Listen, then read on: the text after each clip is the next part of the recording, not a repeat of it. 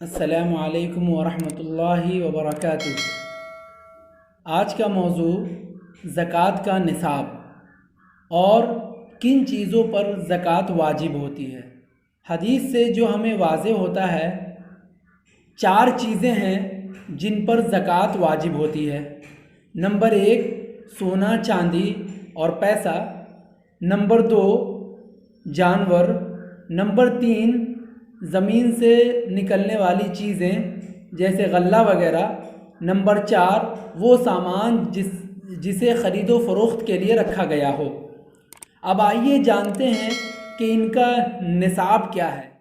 سونے کا نصاب 85 گرام سونا یعنی 85 گرام سونا اگر کسی کے پاس ہو اور اس پر حولان حول بیت جائے یعنی 1 سال کا مکمل وقفہ بیت جائے اور 85 گرام سونا اس کے پاس ہو تو اس شخص پر زکوٰۃ واجب ہوگا۔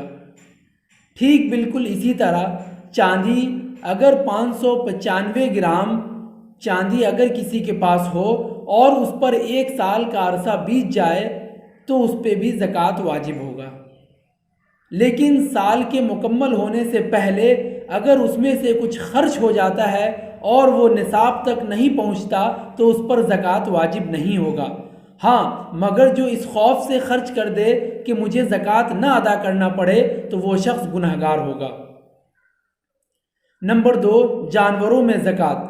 جانوروں میں زکوٰۃ کا نصاب مختلف ہے، جیسے کہ اگر کسی کے پاس 40 بکریاں ہیں تو اس میں 1 بکری زکوٰۃ واجب ہوتی ہے، کا بچہ زکوٰۃ واجب ہوتا ہے۔ نمبر 3 زمین سے پیدا ہونے والی چیزیں یعنی کھیت وغیرہ، جس کھیت کو خرچ کر کے سیراب کیا جائے تو اس میں 10% زکوٰۃ ہے، اور جسے سیراب کرنے میں خرچ نہ ہو یا تو بارش کے ذریعے سے وہ سیراب ہو جائے یا خود بخود سیراب ہو جائے تو اس میں 5% زکوٰۃ ہے۔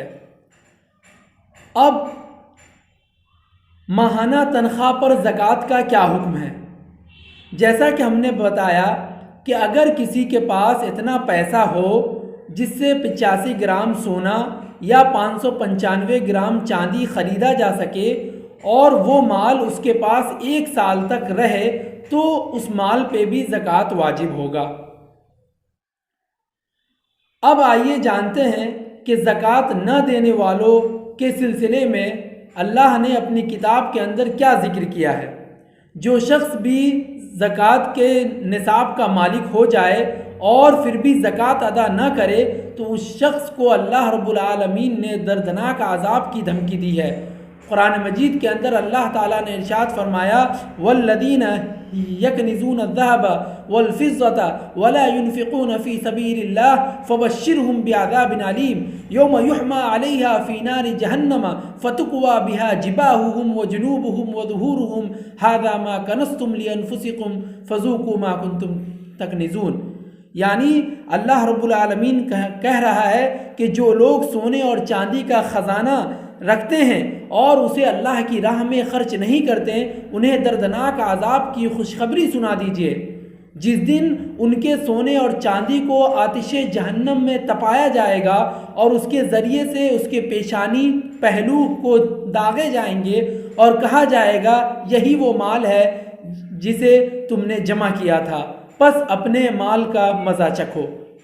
اب حدیث شریف کے اندر صحیح بخاری کے اندر حدیث نمبر 1403 جس کے راوی حضرت ابو ہریرہ رضی اللہ عنہ ہیں، روایت کرتے ہیں کہ رسول اللہ صلی اللہ علیہ وسلم نے ارشاد فرمایا جس کو اللہ نے مال عطا کیا اور اس نے اس میں زکوٰۃ نہیں نکالی تو قیامت کے دن اس کا مال ایک گنجے سانپ کی شکل میں آئے گا جس کے آنکھوں پر 2 کالے نقطے ہوں گے اور اسے اس کے گلے میں ڈال دیا جائے گا، پھر وہ سانپ اس کے بانچھے پکڑ کر بولے گا کہ میں تیرا مال ہوں، میں تیرا مال ہوں۔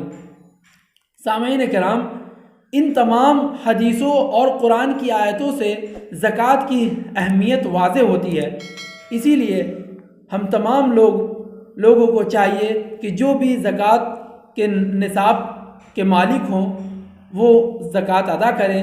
آخر میں اللہ رب العالمین سے دعا ہے کہ اللہ تعالی ہم تمام لوگوں کو قرآن و سنت کے مطابق عمل کرنے کی توفیق عطا فرمائے، آمین۔ وآخر دعوانا ان الحمد للہ رب العالمین۔